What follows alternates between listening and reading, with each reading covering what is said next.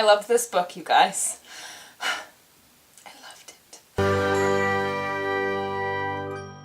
I am giving The Girl at Midnight by Melissa Gray 5 out of 5 stars because I loved it. I feel like the synopsis is a little bit difficult to explain, but I'm gonna try. The Girl at Midnight is about a girl named Echo who finds out that there are magical people in this world, and there are basically two sides to these magical people, and there's magical people who resemble birds, and magical people who resemble dragons, and they each have different, like, magical power things that they can do, and they live in parts of the world that are inaccessible to humans who don't know how to do it properly. You need magic to get there. But Echo gets taken in by one of the people from the bird world because she's homeless, and she just kind of takes her under her wing, pun not intended, and shows her the world and gives her what she needs to travel between the real world and the bird world and all that kind of stuff. And there is something specific that each of the two magical sides are looking for, and Echo gets sent off to try and find it, and the story kind of goes from there. There's way more to the story than that, but I feel like that's all you need to know to get into the story. It's really, really good and magical and fun. What I liked most about the story were the characters. I loved all the characters, I guess, that I was supposed to love. Like, I don't know if I'm pronouncing some of these names correctly. That's why I didn't pronounce the names of the bird people and the dragon people. We'll just call them bird people and dragon people, because there's no way I'm saying them correctly.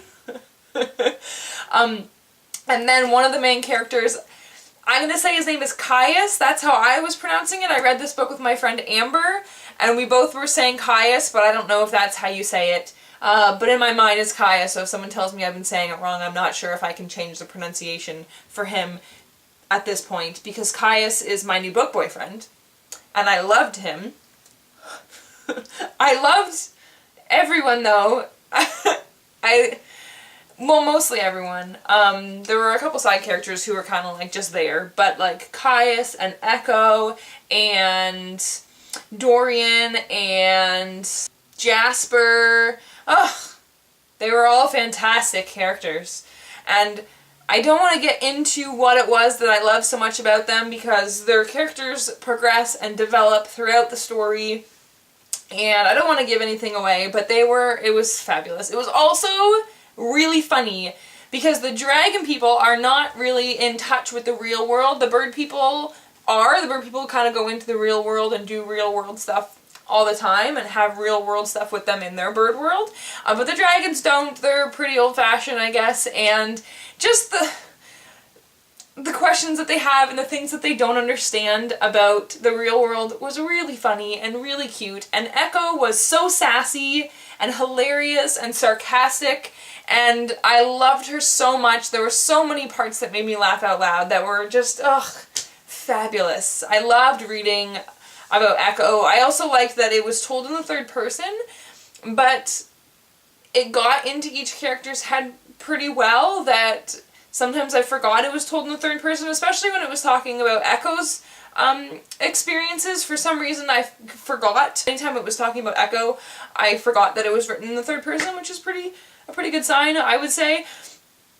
I thought it was exciting and intriguing, and I enjoyed the magic in it, and just the different worlds and traveling between the worlds, and there was a bit of intrigue in there. There was also something that Amber called pretty early on in the book. I'm going to say it was a little bit before halfway through the book. She had this theory, and I was like, ooh, that's an interesting theory. I like that idea. And it was totally right.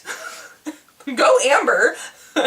And there was also a few obvious things about the story that I did not catch until they were actually pointed out at the end. And I was like, how did I not notice that? Like, as if I'm such a dummy, which I just thought was funnier for some reason.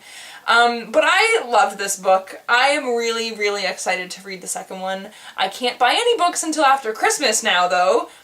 I'm on a book buying ban because I buy way too many books, and Anthony got mad at me the last time I bought a book. And I haven't bought a book for a whole month, So I think I'm good. I don't think I will have any problems continuing this book buying ban until after Christmas, but it's going on my birthday and Christmas wish list. I would like the second one, and I would like to read it very soon because it was really good and I loved it. And I would definitely recommend it if you like fantasy or urban fantasy. I feel like if you like Six of Crows, this is like kind of like a less intense and less dense version of Six of Crows. Like, not really. Like, the story's not the same, and the characters aren't the same at all, but I feel like it kind of has a similar feeling. It's just not quite so deep.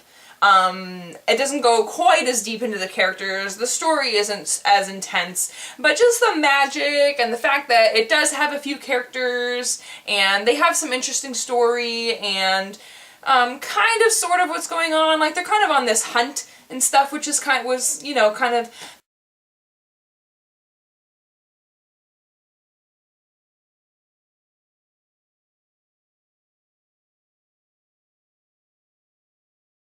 but yes, read it. If you like magical things and funny characters, I think you would really enjoy it.